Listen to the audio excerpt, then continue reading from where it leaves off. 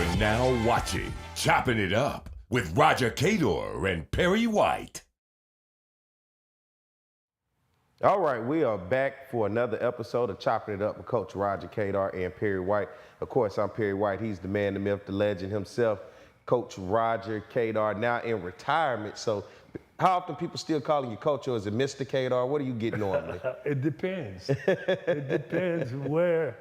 Most people say Coach, some say Mr. Cador, some say Mr. Roger. Mr. Roger. I answer to all of those, the above. All of the above. And how was your weekend, man? How did everything go for you since our last show? Yeah, fine. I didn't do much.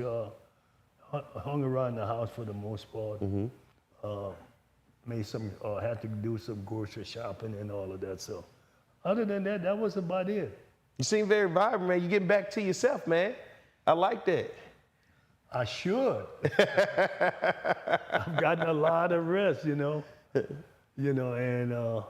I'm feeling so much better and, happy about the way things are. I see life in a whole different shadow or whole different mode. So everything is good. I don't have nothing to complain about. Let me ask you, because, for people who may be out there that don't know, you dealt with a health scare this year. And, within that moment, for anybody that's out there, particularly how you were able to handle it and see yourself through that, man, what was that experience like for you? It really was not. A lot of people would be afraid, I guess. They would worry. I had none of those worries. I wasn't afraid. The one thing my sister said to me, said, you really believe in your God. You have a true God. You believe in him. Because she said, you're not worried and you're not concerned about anything. Because she came to care for me and she got to see me. You got me? And she said, you have no worries. She said, I'm worried to death and you are here just as happy and go lucky as could be. So I lived a life then that I tried to live outside of that. You got me? I had no complaint. I mean, I worked hard and I did try to do things right. And everything really worked out really good. Yeah, it did work out good because, and one thing about it, because the high profile figure that you are, when the word starts to spread, unfortunately, you hear all different types of stuff from people. And, I was hearing all different types of stuff. I'm like, man, I'm right there with Coach directly. I know what's going on. But, I wasn't sharing the information with anybody, but it's just interesting to hear folks, and how quick something can spread around. It really, and we said that, and I can say this now, a good friend of mine, Hiller Moore, he was there every day with me, and he said, we're not going to put out this because he said, there people be calling the hospital and the doctor don't really want that. He said, and he said, they want you to relax and rest and get your rest and try to heal. And we didn't put it out there. And some kind of way, something got out, and I had one leg shorter than the other. I had one eye in the back of my head. I mean, so all kinds of stuff literally came out. And I laughed at it because I said, this is why, people were going to put out stuff had you told them the truth any darn way. They did what they wanted to do. You got me? Yeah, man. And that's the world we live in today. When it spreads, they used to say it spreads like wildfire. Like wildfire. Yeah. But it wasn't true. They didn't have the right information. Yeah. And it helped me. What was so interesting, I didn't have the use of my phone. They took the phone away from me. I had 500 missed calls, at least 500 text messages when I did get my phone back. So a lot of people, for them not knowing, knew something, because somebody had put something out there. Nobody was supposed to know nothing, you got me? And but the good thing is, that's 500 calls I didn't have to deal with. Not that they weren't important. Some of them probably were important. Yeah. But the doctor didn't want me to deal with him. Yeah. Which was the most important thing. Because you can't get your rest, you can't relax. That's it. When everybody calling, because those calls can bring stress. It can bring worry as they, reflecting on whatever situation you dealing with your health scare, and then constantly reiterating that to you. In the recovery process, you can't continue to think about the issue. You got to continue to think about the solution, because the mental part is important. Well, I'm telling you, this is why Hillamore and the doctor, they say, no calls. We're not letting anyone call because we need to get you right. And they did. And it all worked out quite well. Listen, you follow the doctor's instruction, you're going to be okay. I know a lot of people, I didn't need what a lot of people need. They want the attention. Mm-hmm. And I didn't need the attention. Yeah. You got me? A lot of people want attention. Yeah. Especially when they're ill. I didn't need it. These days, people go live sitting in the hospital bed. That's right. Yeah, and because they want attention. I needed no attention. Just healing. Huh? I said just healing. Just healing. Yeah. I mean, so it all worked out. And like I said, the thing is, I had really good relationship with the nurses and the people in the hospital. Mm-hmm. I should have charged them brought all kind of different kind of attention to the hospital. You should have charged them. I should have charged them. Let me tell you. These people did not want me to leave. They were so good. They didn't want me to leave. Mm-hmm. They had a bunch of older senior citizens, white ladies. I mean, they really didn't want me to leave. They said, you were so different. You brought so much joy to our heart while I was there. You know what I'm saying? Mm-hmm. And I did. I mean, I do what most people don't do. I talk to people. That's it. See, people ought to learn that there are a lot you can get by talking to people. Yeah, the day you're not talking to somebody, I know something's wrong. Oh, yeah. Yeah. Yeah. Yes. Something probably is wrong. Yeah, the day when you don't fill up a room with that Roger Cador voice. I never forget that time you and I, we were at BRCC, and you were going to talk to the softball team there. And they had a random phone in the classroom. I think it's one of those campus phones. And you pick it up, and it was like an emergency phone, so it went directly to the emergency line, and the operator picked up. And the operator asked, is this Roger Cador? Your voice so distinct that this random operator at BRCC knew exactly who you were the moment you started talking. Did. It happens all over. I was in San Diego in the airport, it happened. Even when I'm out the country, if I'm in the right place, I've been in a couple of places where I've been several times. And people know in the airport, they knew my voice. I mean, and is that the coach? I love when people try to impersonate your voice. And I do it. I'll just say, oh, PJ, I don't think I sound like that. You don't sound You can't impersonate me. I'm sure it's somebody out there, but it ain't you. Oh, it ain't me. Oh, No, PJ, what are we doing? Stay with what you know. Let's impersonate CJ. You can do that well. Impersonate him. Let me hear you. I can't impersonate CJ. I talked with him this weekend. How would that go? It go well. CJ and I, we always have fun with each other. So. This weekend, did you watch some football this weekend? I don't think I watched very little. I watched some baseball. You watched some baseball? Oh, the playoffs have been so great. Talk to me about it, Coach. Well, and I hadn't watched the whole game yet, but the games are so exciting. Yeah. I mean, they're exciting. They've got a lot of action, and the action feel toward the end of the game. The kind of game Major League Baseball needed. They needed that kind of excitement. Yeah. With the extended season, the amount of teams playing, they needed this. The bottom of the barrel teams doing well, they needed that. And so what it does, it sets the stage to make the owner shut up or put up. Why am I saying that? Why are you saying that? They always said it was about the big market, the Yankees, New York, Chicago, L.A. You got me? Not so fast. Look at what Kansas City is doing. Yeah, KC and the Yankees were playing last night. Yeah, KC won, didn't they? I think they did. Yeah, okay, they had another small market team. You heard how Garrett said they did. He's a Yankees fan. I don't think he was happy about that lot. Yeah, they had another Kansas City, a small market team. Give me another small market team in there. You said small market? Is Detroit considered a small Detroit would be not a big market, but market?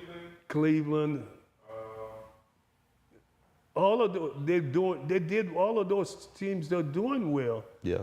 and it debunked that theory that only big people can spend money, a lot of money can win. That's not true. Yeah. You got to get the right players, That's it. the right chemistry, the right fit, and you need the right people running the organization, not just the manager, president, GM, all of those form directors. All of those people got to be on the right page, you know. And you know the other thing that is, they're developing young players. You have to go young and when you get decent enough young, then you get the top of the line, top of the order, like older players who maybe has played out their issue with some other organization. They're pretty good players, but not gonna kill you with the salary. You got me? Yeah. And I think that's what Kansas City did, especially with the pitching. They went and got some pitchers who nobody was going to give $20 million still a year. Kansas City got them for maybe $7,000 to $8,000 million a year, and they did very well for them. Yeah, Kansas City last night, you know, you had the Royals playing the Yankees, and then also last night you had the Chiefs playing the Saints. You get a chance to pay a little attention to that last won night? that game? The Chiefs. They came back and beat the Saints? They undefeated, man. They undefeated. That's your team. I am a fair weather fan. I like both teams last night. I like the Saints because, of course, living in South Louisiana, anytime the Saints play, it's a good time. You know, people like to have drinks, eat, and enjoy themselves. But when they lose, listen, they can absolutely spoil a party. And Kansas City, winning last night, I was the fact that they won, it was no love lost between both teams. But I enjoyed it, man. It was a good game back and forth between both teams. And then, even talking about this weekend of games, we had some upsets around in college football on the FBS level. You're talking about Vanderbilt doing the unthinkable, beating Alabama, now 1-60 in games versus AP top 10 teams. Then you look at Arkansas now. I'm a big Razorback fan, and it's tough to cheer for them. But they gave me something to cheer for finally, beating number 4 Tennessee Volunteers at home. They beat I didn't even know that. Yeah, 19-14. That's great. See, the SEC is going to be upside down. And I think when they went to, all of these teams started realigning, and they knew there was never going to be another undefeated champion. I think they understood that, you know? And now you got the playoffs, the 12-team playoffs now. Yeah, so forget about the undefeated. We're going to go for the big dollars, you got me? Make it competitive. Make the conference competitive. And they're doing that. And so it's good that, of course, Southern lost big at home, which is not good. Yeah, to Nichols, 51-7. Man, the boys from Thibodeau came to Baton Rouge and really put it on them. Well, the thing is, they've obviously have a good coach over there. And, to be able to recruit in Thibodeau, it's not selling a whole lot, but what they're doing, they're getting players and they're developing them. You know what I'm saying? That's the only thing I could see. You can't make me believe anything else is taking place in Thibodeau other than them being coached up. Talk about a culture like that. This is interesting as you being a coach and understanding what it means because, the idea that we live in the world now with the transfer portal, everybody want to say, well, you got this former 3-star, this former 4-star, or what this guy was. But if he was still lived up to the hype of that star, he would have never left where he was at to come to you. But to get, they call it, but to get them to the FCS level, because Nichols and Southern are both on the same level when you're talking about FCS football, and bringing those guys in and how you create a culture to develop those guys and get the best out of them for what you need on that level of football. I agree with you 100%. And you got to go and look at that kid. I think I would be looking at their body structure. Say, you know, this has got a good body with some work, put some weight on, get a little stronger. 2-3 years, he could really be a good player for it. Now, you can't get them all like that. Yeah. You get them in you know, in increments. You know, where you get some. You got to find some players that are almost ready to play and some that are ready to play, and then go get the sleepers. Yeah. You know what I mean? You have to do it at this level. I think people often forget the development side. What's key about developing a guy when he's coming into the program and getting him to buy in? And when I say development, what does development mean to a student athlete being a part of a program? Well, development means exactly what it says. You're going to bring them in and develop them. Make them either run faster, get stronger, be smarter, you know, things like that. Be able to think game situation out, play above what your talent is, or up to your standard and above it. So all of that is part of developing. And kids will understand that if you put them, you know, kids ain't stupid. Let's make sure we understand that. They know if what you're talking, and yelling and screaming and all of that is not going to, that's not going to do it. Yeah, it's not. It has a small window where it's going to work, okay? Because there are so many other times you can't do that. You have to give them information. And the best way to give information is to talk to people. If you're yelling and screaming, they're not going to hear it. You have to talk to them. And then our kids, these kids are big on looking at things. Yeah. Show me. Visual. Yeah. Visual. You got to show them visually. This is what you're doing. This is what you're not doing. Let's try this. Let's see if it works. I mean, that is so huge in today's development of young people. You have to do it, you know? And it was beginning to get that way when I was leaving the coaching profession, you know? Kids want to know what they're not doing right or what they are doing right. They want to see. And I think it's important that we give it to them. Yeah, it's interesting because, you know, you look at a Southern program under first-year head coach Terrence Graves, and you look at Tim Rebo's team down there in Nichols. He's been there about 10 years, but clearly they have been a perennial power in FCS football, making the FCS playoffs, winning the Southland Conference. But you saw a major difference in two programs that are on the same level, recruiting the same type of kids, but it just looked like two totally different styles of football that was played out there, man. And I think for Southern fans who watched and everybody who probably saw that score, it was kind of disheartening or disappointing to see the separation gap. Well, you got 3,000 seats at Nichols. The stadium, I think it used to hold 3,000. I think it's a little bigger than that these days. Okay. Yeah. And I don't want to, the one thing I don't want to do is put the wrong information out. Yeah, I think they got a little bit bigger stadium than that these days. They may be 10,000, you think? Yeah, probably about somewhere around that. Yeah, and we got 20, 25. Close to 30 on a good day. On a good day. So we have more things here to offer. We're in the capital city.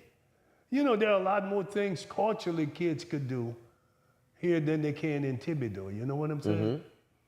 So you just got to go find players that people are overlooking. And obviously they're doing that at Nichols. Yeah. What are we doing here? Let's change our mode, do it a little different. You know.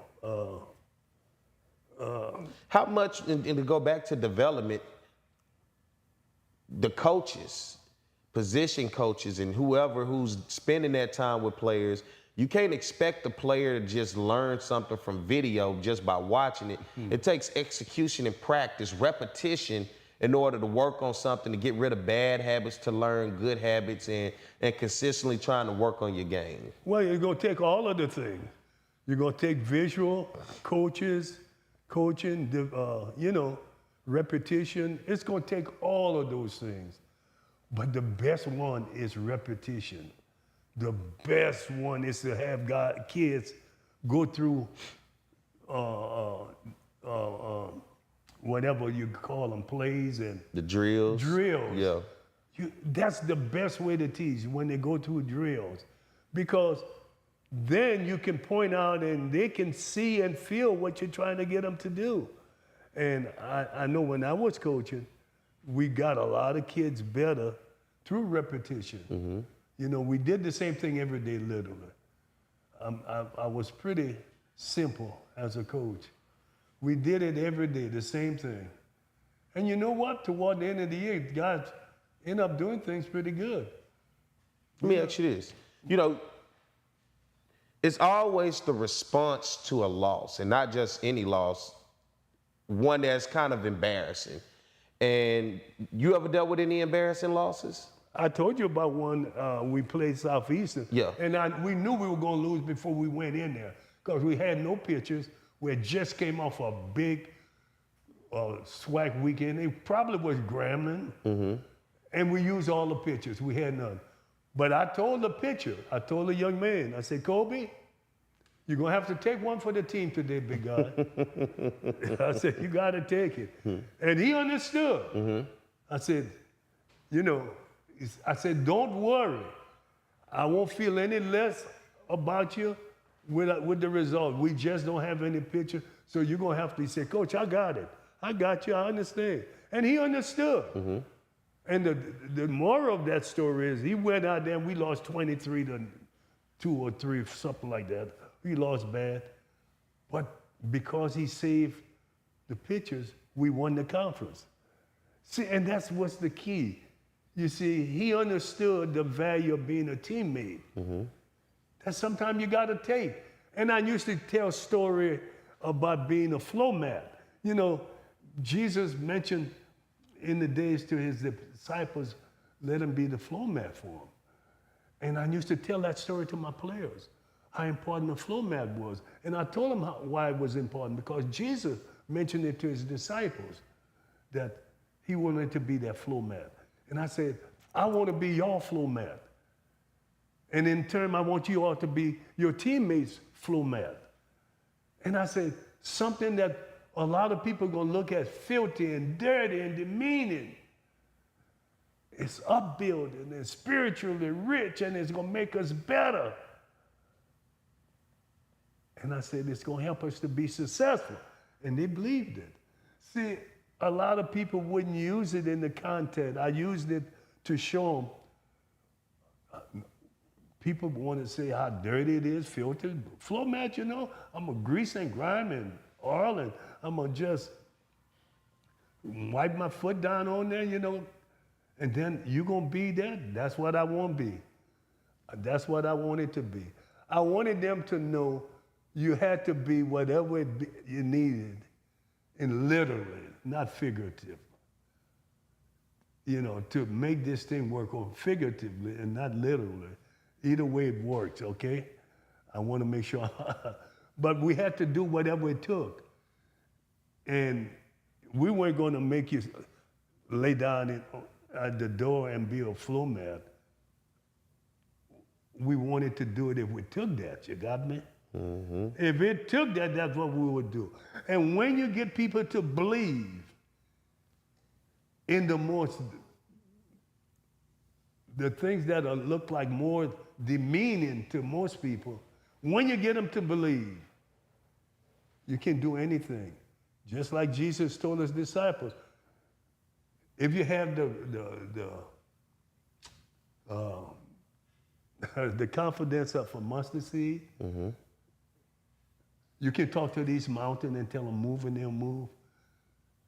That's really what we were getting people to do. We talked a lot about that. And I got a lot of my players who called me now and said, have the faith. The faith was really what he told them, if you had the faith. He said, the faith of a mustard seed. It meant once it saved one of my former players' son's life, having the faith of a mustard seed. He cried when his mother sent it to him. His son was sick, and she sent him that in a letter a mustard seed. And he said, look, Coach, Mama sent me this about my son. I don't want to call her son's name. But she said, if I have the faith, he'll be okay. I said, there it is. I don't need to say anymore. She didn't hear that speech. You know what I'm saying? Yeah.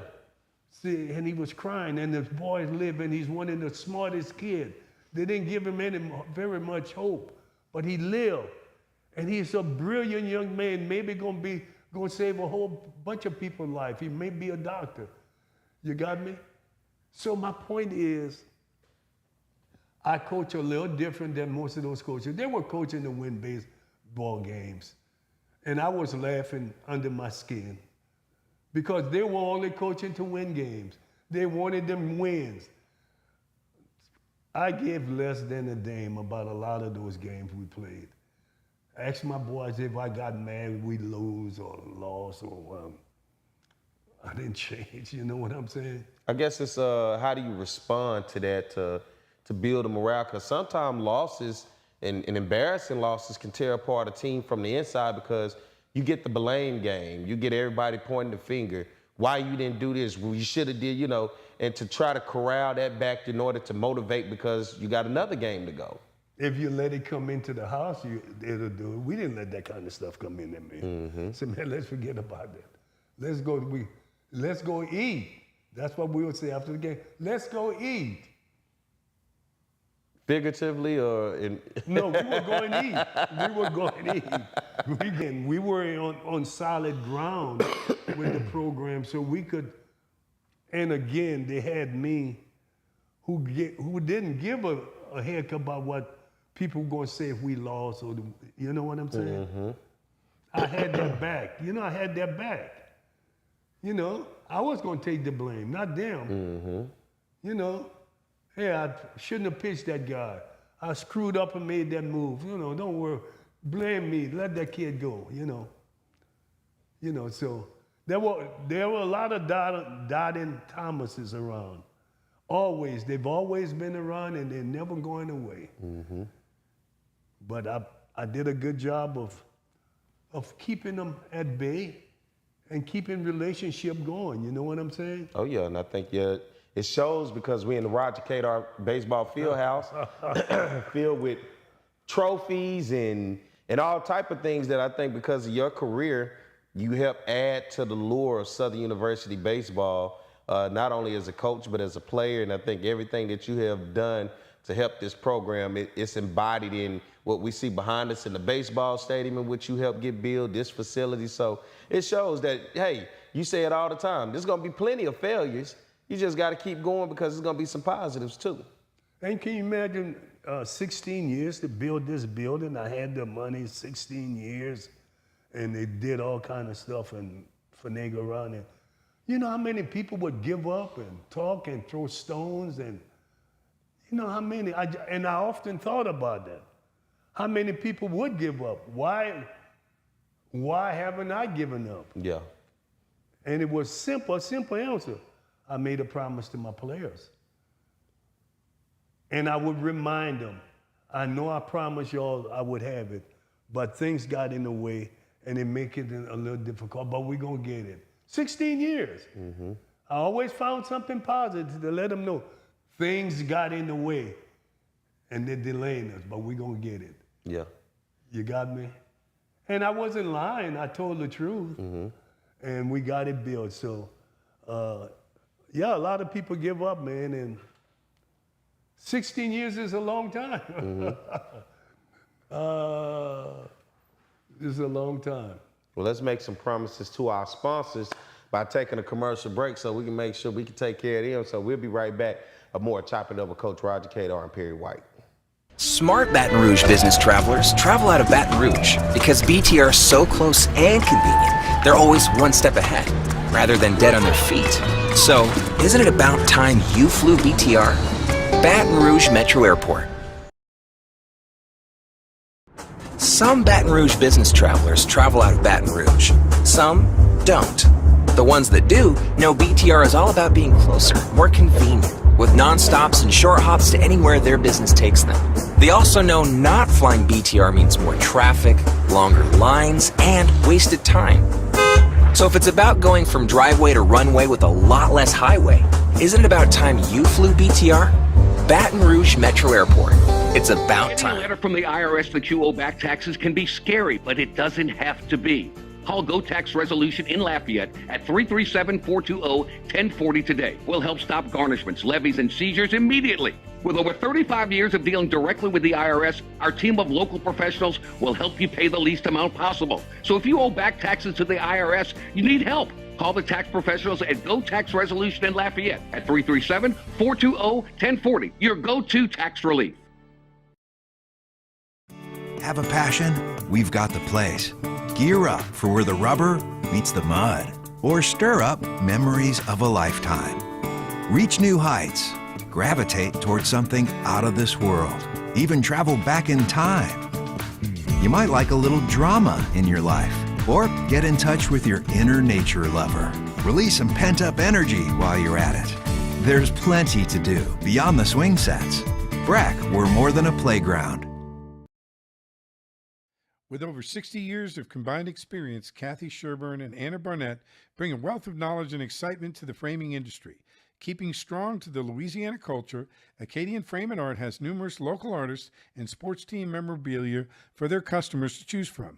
Whether you're creating a gallery-like setting in your office or simply looking for some fun art for your kids' playroom, Acadian Frame and Art is your one-stop picture framing spot. Call 225-927-6129 or go to www.acadianframe.com. Get the memoir from the legendary baseball coach from Southern University, Roger Cador. Against all odds, Roger refused to let his past dictate his future by rising to legendary college baseball status. An inspiring story of tenacity, faith, and hope. Against all odds chronicles Coach Cador's determination to reach higher, to want more, and to dig deeper to find the courage to chase his dreams. Against all odds, get yours today by Cador & Cador Publishing. You are now watching Choppin' It Up with Roger Cador and Perry White.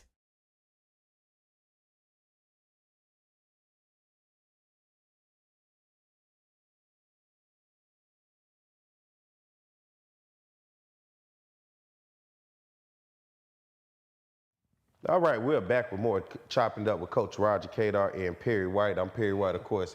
He's Roger Cador, the man, the myth, the legend himself. Coach, as we start to change over, transitioning to the fall, the weather's changing. It feels good outside today. South Louisiana don't really get the true fall with the leaves and the colors changing and, all of that stuff. But nonetheless, man, we're transitioning. And as you talked about, baseball in the playoffs coming to a slow ending here soon. You got football underway. We're about mid-season now. With football, it seems like you just started. Before you know, you snap your finger and it's over. You're at the Bayou Classic. And just, as we continue to move forward, man, what does life for Roger Cador look like as you move forward, as the year gets ready to come to an end? I've got a couple of events that I'll be doing with Major League Baseball. I know December 9th, I will be doing a clinic in Panama. It's the day before my birthday. Oh, really? On December the 10th. Oh, okay. Mm-hmm. You want to take me to Panama with you for my birthday? You could go. It's going to be hot. Okay, I love hot. It's going to be hot. Yeah.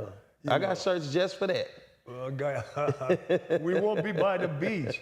What we're doing is we're going to be more inland than in the beachy area. So I got a hat just for you. Remember you gave me a hat from, what is that, Medellin? Yeah. Yeah, I got a hat for it. So what else you got going? So you'll be down in Panama towards the end of the year. Yeah. Okay. Yeah, and then in February, I kick off with MLB with the Andre Dawson Classic. We'll do that over in Vero Beach, and according to Chris, They will play. They're going to be playing Missouri as one of the teams they'll be playing down there. And so that's going to be the second week or the third week in in February. So I'll be down there for that event. You talking about Missouri? That's former Southern coach Kerry Jackson, who won the championship here, who took over the program after you. He did. Yeah, that's a tall order for anybody to take over after Roger Cador, man. He did a good job. He stayed 2 years and got out of town. He was smart. He got out of town. And he landed pretty good on his feet. Oh, yeah. He was the first African-American baseball coach at the University of Memphis.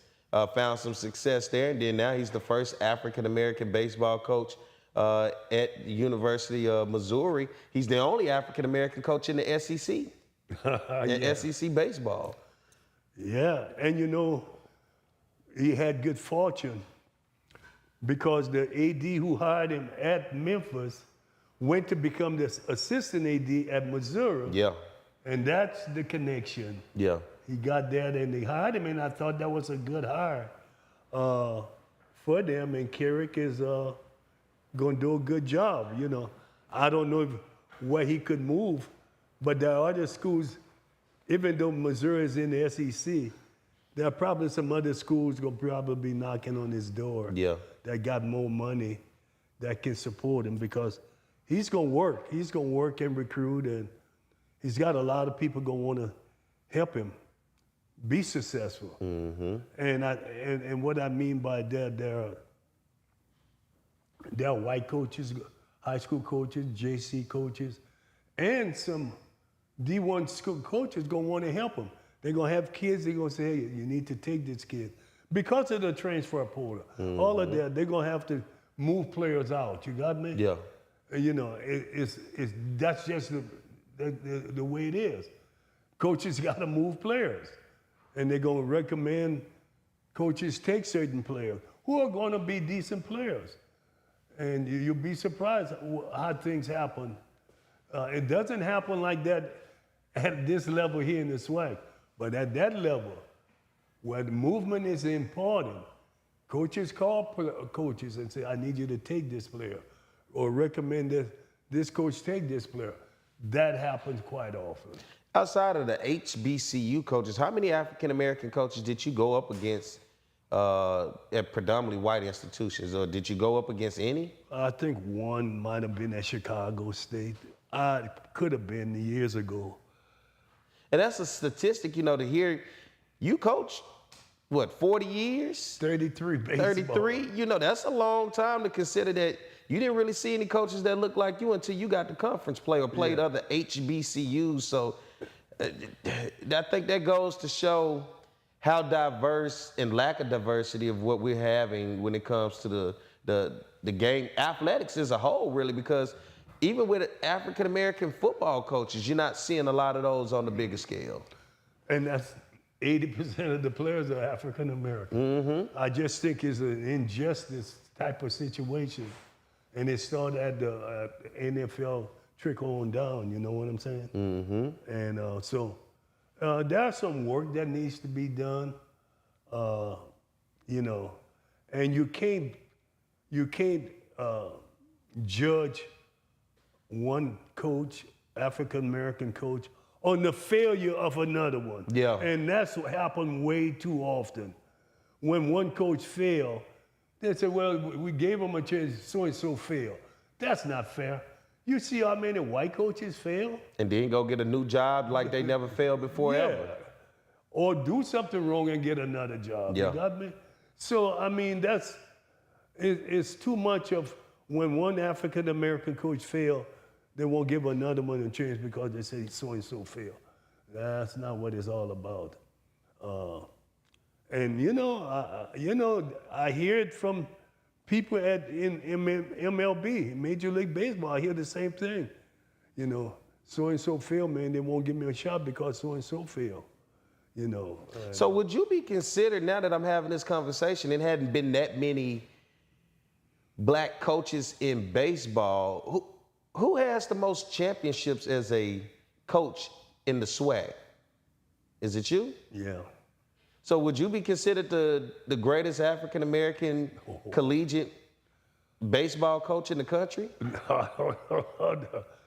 That's Perry saying that. I'm asking the question now that I'm thinking about it, because it's like, how many black coaches have really been out there, predominantly white institutions, and been around long enough to find success and winning championships, going to the NCAA tournament, sending players to MLB, and just coach of the years. But now that I'm thinking about it, you know, you won the most SWAC championships. You've done something. You did something in 1987 that no other team had ever did in SWAC history by going to the NCAA. Then you beat the #1 team, Cal State Fullerton. So your overall body of work, does that put you in a position, and has anybody been better than you even before your time? Like, this is a real conversation. Are you the all-time winningest black coach in college baseball? I don't think that, probably.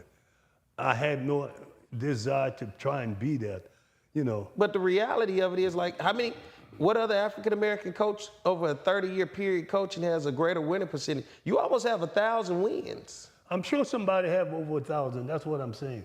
I really don't know. I'm curious now. I got to look at that. I might be sitting next to the all-time winningest black baseball coach, African-American baseball coach in college baseball history. Can I get a loan based upon that information? I need $1 million. Can I get it at 4% interest? It may open up the door where you get a contract or something somewhere. You know, MLB say, you know, let's increase this guy what we giving. You know, something. Man, that might be a hell of a stat to look at. Because there has been a lack of African-American coaching presence in college baseball. And consider you, for 33 years, if you wasn't coaching against a HBCU, to vaguely remember seeing another guy that looks like you saying maybe a Chicago team, but man, that just lets you know. And that guy didn't know who he was. He really was I felt sad for him, sorry for this guy, because he really didn't know who he was. Mm-hmm.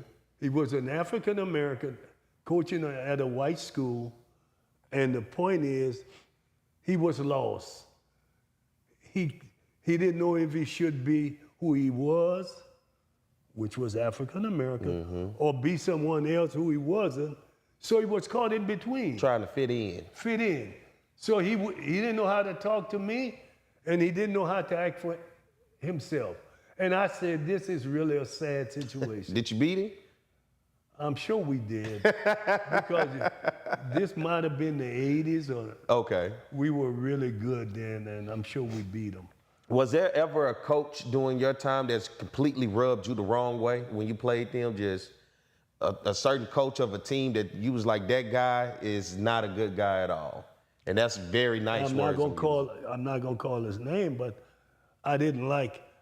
I had a high standard for how coaches ought to be and treat their kids and coach them, because that's a high standard you have to set. You know what I'm saying? And there's one coach in particular who didn't do that.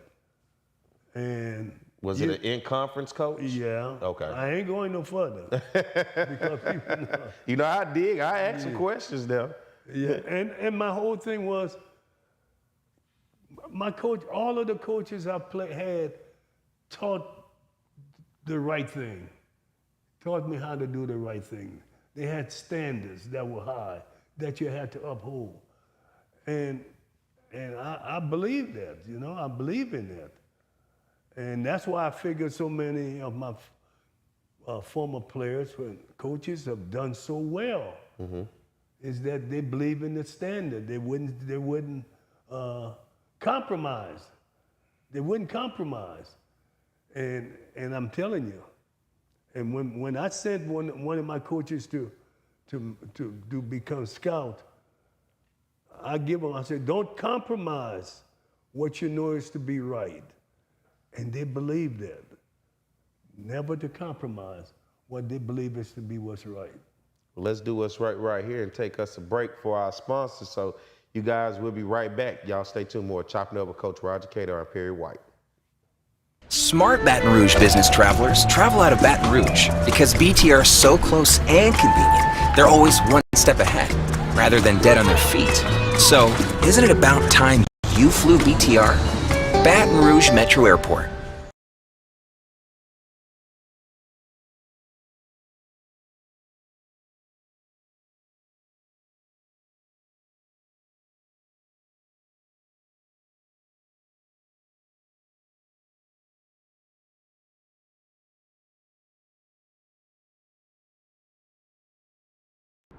Some Baton Rouge business travelers travel out of Baton Rouge. Some don't.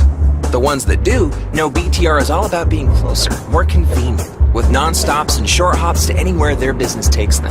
They also know not flying BTR means more traffic, longer lines, and wasted time. So if it's about going from driveway to runway with a lot less highway, isn't it about time you flew BTR? Baton Rouge Metro Airport. It's about time.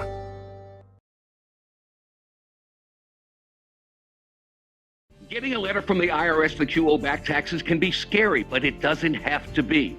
Call Go Tax Resolution in Lafayette at 337-420-1040 today. We'll help stop garnishments, levies, and seizures immediately. With over 35 years of dealing directly with the IRS, our team of local professionals will help you pay the least amount possible. So if you owe back taxes to the IRS, you need help. Call the tax professionals at Go Tax Resolution in Lafayette at 337-420-1040. Your go-to tax relief. Have a passion? We've got the place. Gear up for where the rubber meets the mud, or stir up memories of a lifetime.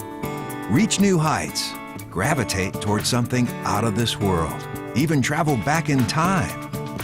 You might like a little drama in your life, or get in touch with your inner nature lover. Release some pent-up energy while you're at it. There's plenty to do beyond the swing sets. BRAC, we're more than a playground.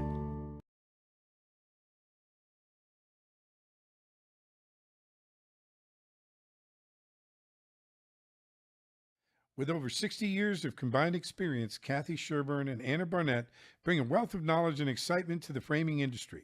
Keeping strong to the Louisiana culture, Acadian Frame and Art has numerous local artists and sports team memorabilia for their customers to choose from.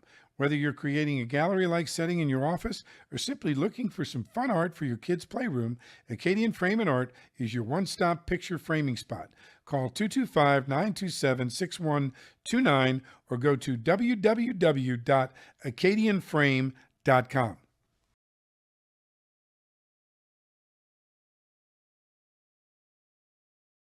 Get the memoir from the legendary baseball coach from Southern University, Roger Cador.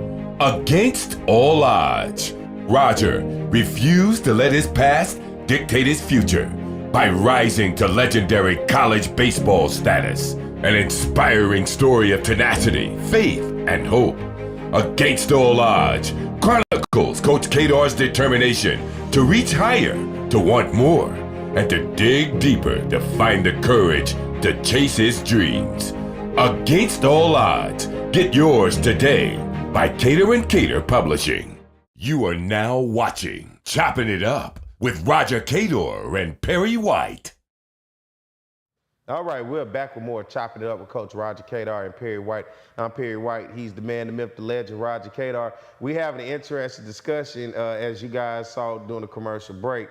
We're sitting here trying to calculate the wins and who's the all-time. Because as I'm sitting here with Coach, I think, Coach, we're trying to figure out the all-time winningest collegiate baseball, head baseball coach as an African-American on the Division I level. We're trying to figure that out. So everybody's digging up stats behind the scenes, what you don't see right now. But you might be knocking at that door. Almost 1,000 wins in your career. You didn't even think about none of those wins as you was getting them. How many with the number, did you? No, sir. Yeah, you just. You want me to come back and coach a few more years? Yeah, let's get you to that 1,000. Just think the 7 years I've been sitting on my butt. We could have got you 1,000. We could have got you 1,000. We could have bust that door wide open for you, Coach. Swing for the fence, Coach. Don't you think that there have been people who knew that and called me and said, come back and go for 1,000. Go for 1,000. Go for 1,000. I said, not in my lifetime. Mr. 1,000. Yeah, you were okay with the years and the time that you had put in. I was. Yeah. I really was. And I knew I wasn't going to be happy because I wasn't going to have the control. People like me need control. You got me? Yeah. And it's got to be your way in order for it to work. I'm not going to go in and do someone else's way. So when I look at Nick Saban, he's happy because he's out of the game and he didn't have to give up the one thing that he liked the most. It's competitiveness and control. Mm-hmm. It's important, so I'm okay with that. I'm okay. I know all those guys. Eddie Robinson is dead and gone. Can't do a damn thing with all them wins. Yeah. It's just nothing you can do with them. And a lot of people don't look that way. And they put their life into it, trying to get wins and records, and then you can't do nothing with them. I guess it's the honor for family to know your name lives on forever. Because, you know, Yeah. a lot of people are forgotten. People die every day, and nobody cares. You're forgotten, but seriously, you're just a tombstone in a cemetery that the only person that sees it every day is the groundskeeper who's cutting it. You know, when you're gone, and nobody remembers. There's plenty of people that's out there, but you won't be one of those people. You got a building with your name on it. Oh my goodness. You're in plenty of Hall of Fames. Right now, I think you might be the winningest black coach. So, you know, there's gonna be honor one day as your family continues to progress and we're all gone. And it's gonna bring joy to family members to talk about Uncle Cador. You need to tell Jonathan he's gonna have to have some children. You ready for some grandbabies? That way, really. you tell them about their grandpa. Man, your grandpa was one of the best to ever do it. Who didn't even have any intention on doing it. Remember, you know, what's so ironic in 1980, 84, when I took over baseball, it took them 2 months to convince me to take the job. Yeah. I remember you telling me you was about to pack up and head to South Carolina, weren't you? You know, but that was before the basketball job. Okay. That's when, ironic, both situations. We were packing to go to South Carolina, and the former coach came and said, hey, I'm gonna fire 2 people, I'll work both of them. So that's the basketball job. Then the baseball job came, it took 2 months. And then finally, Dick Hill convinced my wife that I should take the job, and I took the baseball job in August of '84. So it's a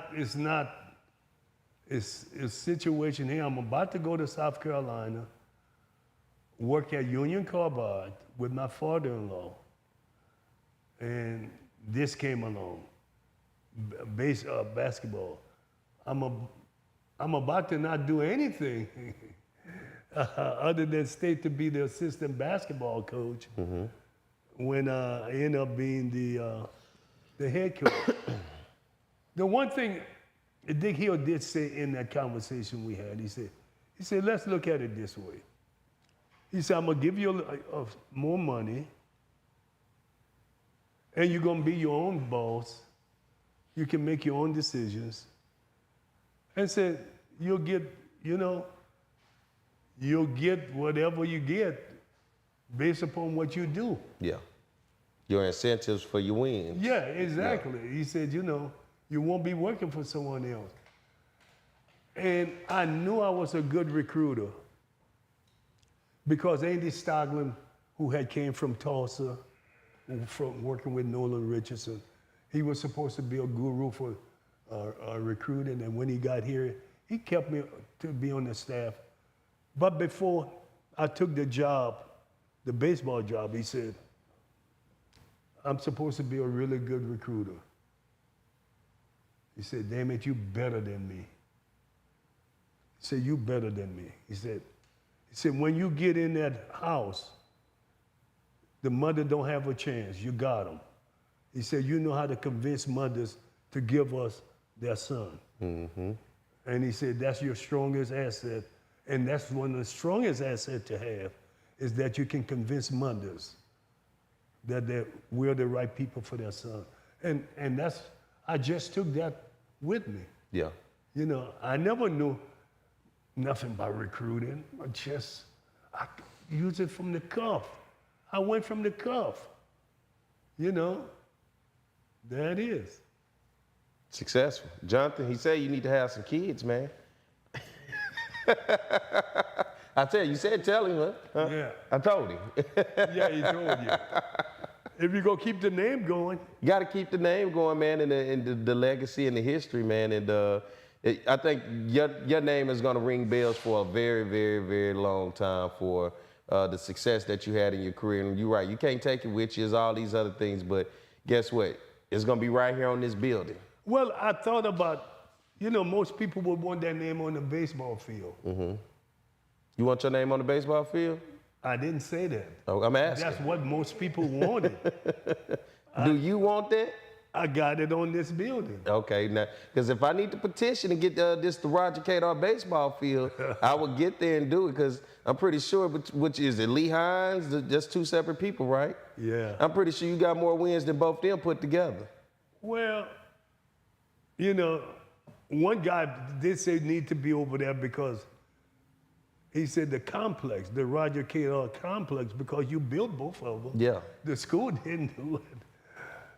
And when I think about not my name being on the complex, why didn't the university, who had highly intelligent people working for them, why they couldn't think about building something for the students, athletes to have? You know what I'm saying? Like what? Like a baseball field. Yeah.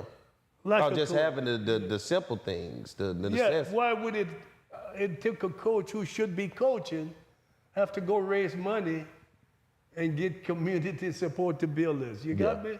Why would you do that? And the people who are supposed to be doing it is probably sitting somewhere, ain't got to win a game, ain't got to satisfy some person who's got a ego trying to fire the coach. You got me? Mm-hmm.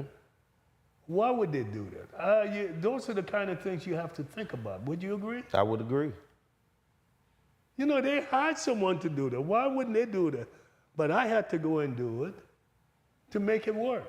That's what Dion was saying at Jackson State. He couldn't just be a football coach. He had to be a lot more than that. You had to be a lot more than that. And that doing president at Jackson State goes to show you that everybody who was president ain't the smartest person.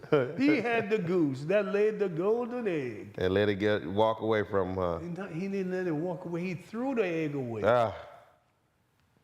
The guy couldn't see that. And somebody is foolish enough to think another Dion is going to walk through that door. He's a once-in-a-lifetime guy.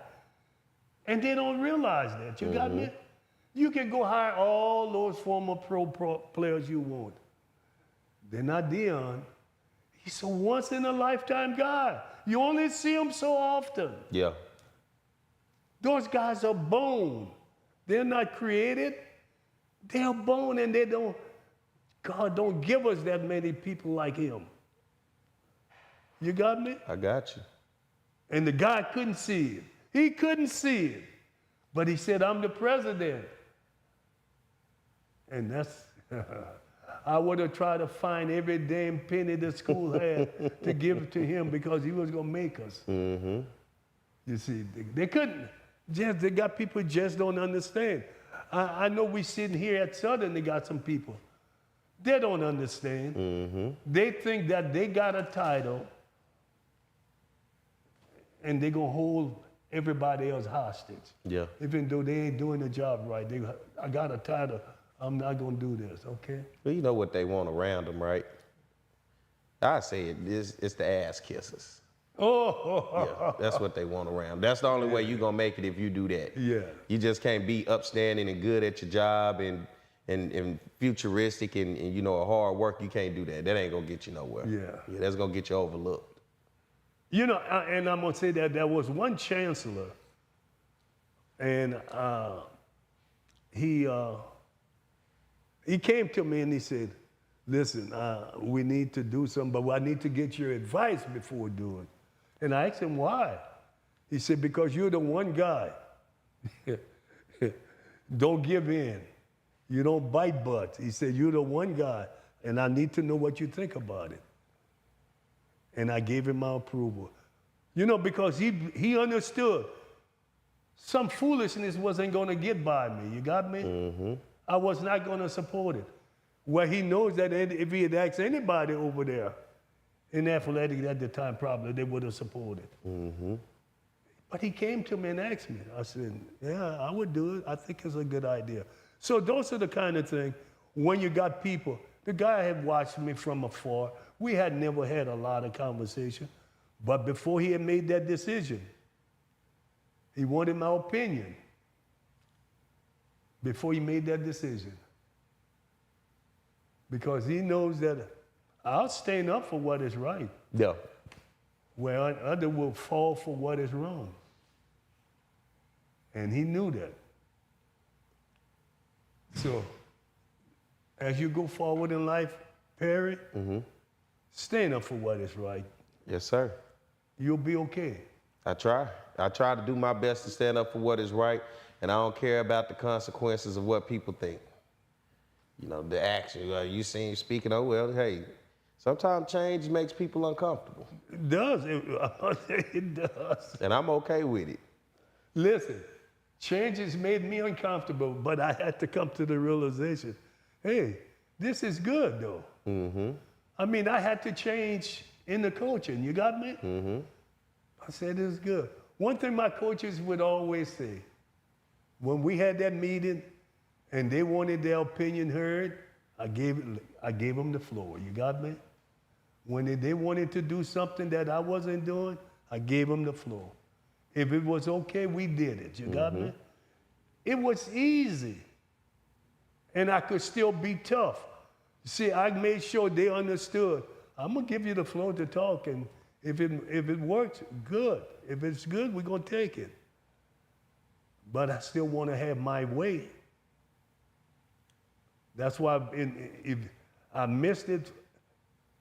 I missed it doing it. I missed doing it, playing my way at my retirement and Hall of Fame. I did it in Omaha. I asked the guy, he gave me 10, 15 seconds. I said, I need to do the old blue eye.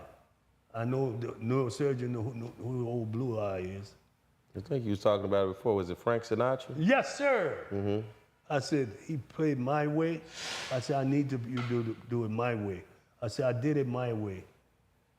Not a lot of coaches could say they did it that way. I did it my way. Yeah. And he said, you're the only coach. I've done this, hundreds of these. You're the only one that asked for a walk-up song. That's what he called it when I was a walk-up to do. I said, I need to play my way, Old Blue Eyes. The people enjoyed it because we were in Omaha. 99% audience white. Yeah. They can appreciate it. If I had put Jay-Z up there, they may not. They would have appreciated it too. Well, some other rapper, they may not have appreciated it, okay? But they appreciate my You could have way. played the song All I Do Is Win. Huh? Say what? They got the song All I Do Is Win. You could have played that. Yeah. Anyway, it's Roger Cador. Whatever you played, they was gonna love it. No, but I wanted something they can appreciate though. Yeah. And they gave us standing ovation because of, Yes, sir. And all I wanted to ever do was do things right, give people something to feel good about, and leave them with an lasting impression that they had someone in front of them who were different, who came from tremendous, difficult odds to be there, and never once look back to giving up. Giving up was not an option. Okay? That's the key. Giving up was not an option. Against all odds, it's real. It was always real. That's why I wrote the book. Against all odds, it was always real. I guess we'll end it on that note today. Man, thank you guys for tuning in for another episode. Be sure to go hit that subscribe button on our YouTube channel if you have not done so already. You can follow Roger Cador on social media at Roger Cador on his Instagram as well as on his Facebook. And shout out to everybody that's watching on our Facebook Live right now, live on Coach Cador, Roger Cador's page. So be sure to share this, get a chance to tell people, hey, this is some history you get to learn about that you may not have known, and he has plenty of it to share. So thank you guys for tuning in. Another great week. We'll see you guys next week. And so, Coach, get us out of here. See you later. Get the memoir from the legendary baseball coach from Southern University, Roger Cador, Against all odds, Roger refused to let his past dictate his future.